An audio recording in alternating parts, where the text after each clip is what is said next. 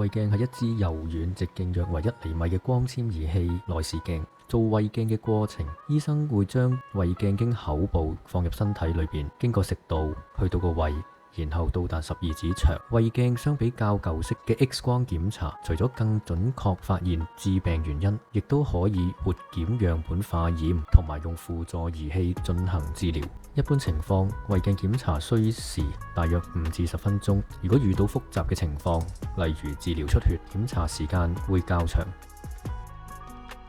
大腸鏡檢查用一支柔軟、直徑大約1.5厘米嘅內視鏡檢查大腸、結腸。做大腸鏡檢查之前，食瀉藥清理腸道係十分重要嘅。我會喺另一個短片度再解釋。醫生會注射麻醉藥物，以減輕患者嘅焦慮同埋不適。做大腸鏡嘅過程，醫生會將內視鏡由肛門放入，前進到大腸另一端，仔細檢查整條大腸。一般嚟講，過程大約10至40分鐘。如果情況複雜，需要額外治療，例如切除息肉或者止血，大腸鏡檢查嘅時間便會延長。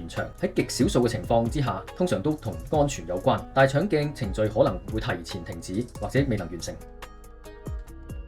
檢查嘅風險包括感到嘔心、喉嚨不適、吞咽困難、腹痛，呢啲現象一般都會喺24小時內消失。較嚴重嘅併發症包括腸道出血、腸道穿窿、感染、心肺併發症。國際文獻報告指出現機會率低於1%，而需要治療嘅病例，例如切除息肉、止血等，併發症發生率會較高。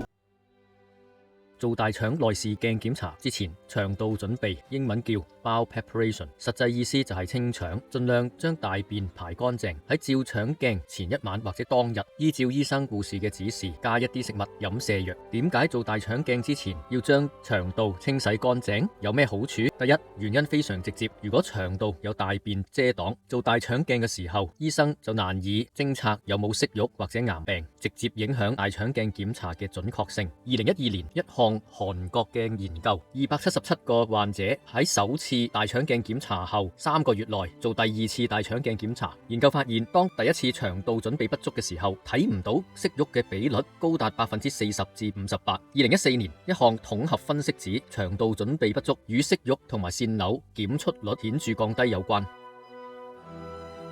大腸鏡檢查中，大約有10%至25%嘅人腸道準備不足。2024年一項統合分析納入咗125項研究，總共299000名患者，其中有47000幾例，即係15.9%腸道準備不足。洗唔乾淨腸會降低大腸鏡成功嘅比率。